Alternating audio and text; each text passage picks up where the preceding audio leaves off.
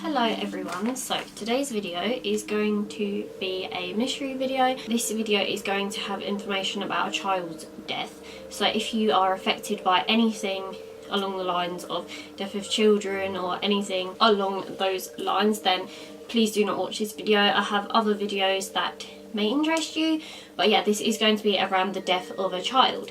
So this case all began in 1957 when there was a young muskrat hunter set out to set his traps in the local area where he lived. Where he placed his traps was near a park just north of Philadelphia. As he walked through the bush, he found a small cardboard box and he decided to open it, as this cardboard box was just laying on the ground and there was like no one around. So he thought he'd just check inside, see what was in there. Unfortunately, this actually was when he discovered a body of a young boy, and he was severely malnourished and he had just been left, and he unfortunately had obviously passed away, and it was just his body left in the box. He was found naked, but he was wrapped in a plaid blanket. The young hunter feared that the police may discover the traps that he'd put down, so he didn't actually tell the police what he had found. So he just left this poor boy in this box and no one knew about it. He just decided not to tell anyone because he was just more concerned about whether the police would find the traps that he'd put out around this area. A few days later, luckily, a young college student was driving down the road and he saw a rabbit run along the highway. So he decided to chase after this rabbit, as he knew there was quite a few traps in that area and he just wanted to make sure that the animal was safe and that it obviously wasn't going to get caught in one of the traps. So he decides to get out of his vehicle. He's walking through the bushes trying to find some of the traps just to make sure obviously this rabbit doesn't run into them, and what he discovers is the cardboard box that the previous man had found. He comes across the box and he was scared to tell the police about the body that he had found in this box, but he later on did actually report the box. And the police were very hopeful that they would actually find who this little boy was, due to him being very young. He was believed to be aged between 3 and 7 years old, so they were very hopeful. They were hopeful they was going to find the identity of this little boy, but once they saw his body, their hopes were ruined because of the condition that he had been left in. The poor boy was scrawny, malnourished and very dirty. His hair was matted, seemed to be cut recently though, as clumps of it was still stuck to his body. His body was actually covered in surgical scars, so it makes you wonder if this had something to do maybe with his death, if someone had tried to like cut him, or if they were harming him and they just sort of used him to sort of almost like a guinea pig. That is one theory I thought of, that maybe someone was trying to like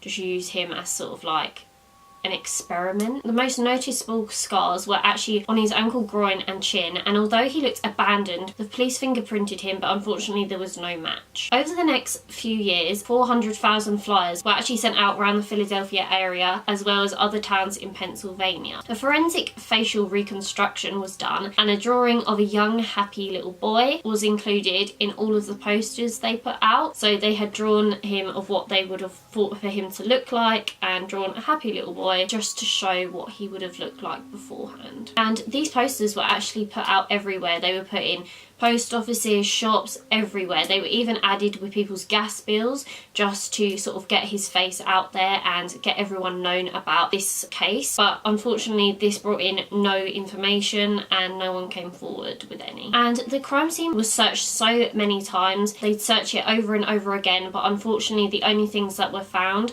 was some children's clothing, but unfortunately this led nowhere. Till this day, the little boy's identity still remains a mystery and is still not solved. And unfortunately the case ran cold. Throughout the years, the publicity and the interest in this case by amateur investigators have turned up several theories. In 1960, an employee of the medical examiner's office was told by a psychic that the boy had come from a local foster home. The police inquired about the little boy at this foster home and found blankets similar to the ones that he had been wrapped in the cardboard box. These were actually hanging on the clothesline of the foster home. They also found a bassinet which was sold in the same box that the little boy was found in, so the cardboard box he was found in would be like the cardboard box for the bassinet when it's sold, if that makes sense. The same employee theorised that the boy had been born to the daughter of the man who owned the foster home and that his death had been accidental. And although the employee insisted on these facts, there was no connection ever found between the little boy and the foster home. Over 40 years later, another theory emerged. A woman referred to only as the letter M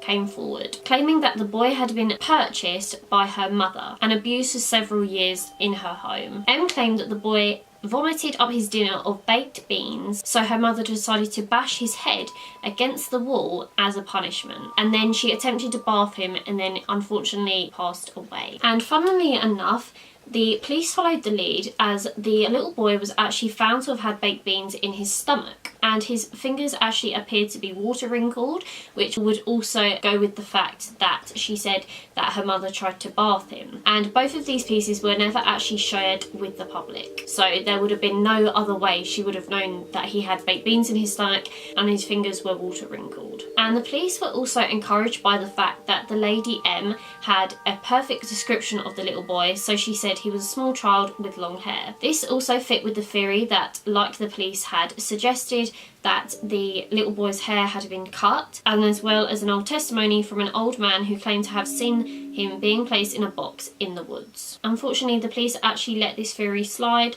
as they were unable to verify M's claims.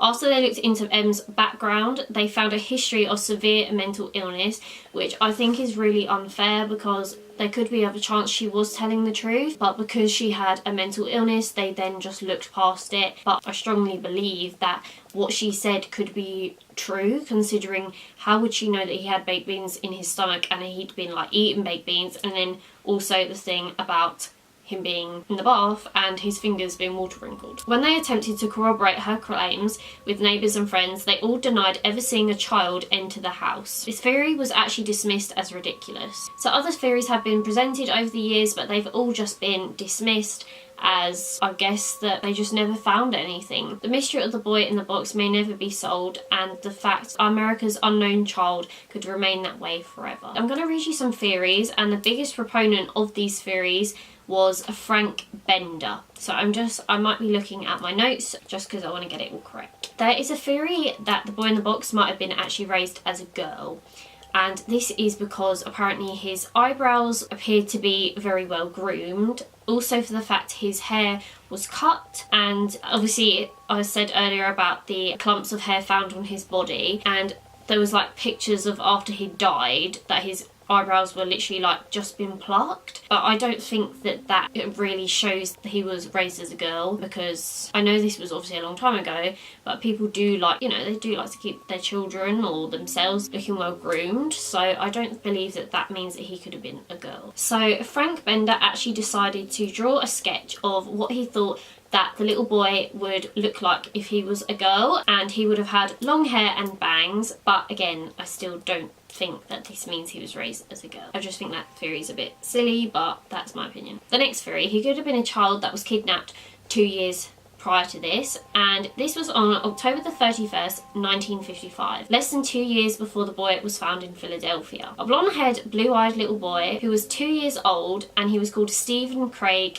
Damman, and he was actually kidnapped from a grocery store in New York, which was in East Meaden in New York. When the boy in the box was found, people actually questioned this to be the little boy Stephen Craig Damman due to the age and the similar characteristics of both children. The lead was followed up only to learn that Damman had broken his arm prior to the disappearance, while the boy in the box didn't have the same fracture. And also both children's footprints didn't match either. 2003, law enforcement compared DNA taken from the boy in the box, and they also got DNA from Damman's biological sister, and they determined there was no link between the two children whatsoever. And unfortunately, Stephen Craig Damman has never been found, either dead or alive. And there is actually a website created by a man who was actually living in Philadelphia when the boy in the box was found, and he actually dedicated the website to America's Unknown Child and the investigation into his death, which I think is really nice that someone would do that,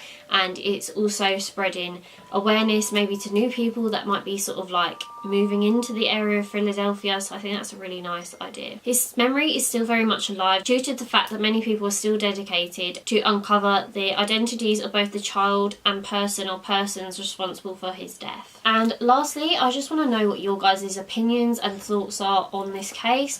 Who do you think boy in the box may be? Do you believe it to be the little boy that was from a foster home, or do you believe M's story? I'm more leaning towards her story, but I believe that maybe he was the son of the lady whose dad owned the foster home, but I think that maybe the dad didn't want her to have the little boy, and then so this other lady, M's mum, came and purchased him. Then she abused him for many years. That is one of my theories. That's one thing I do believe strongly about. So please let me know your theories in the comments down below, as I'd love to know what you all think. There is actually so many other theories to do with this case, but this video would be so long, but I thought I'd just share with you a few I've found online anyway. But yeah, I do believe that it has something to do with M's mother, and I think it's really sad the fact they didn't look into that more, just for the fact she had a mental illness. So I think that's really sad, but I hope that we can get this video out there, let more people see it, and yeah, please let me know what you think, and I will see you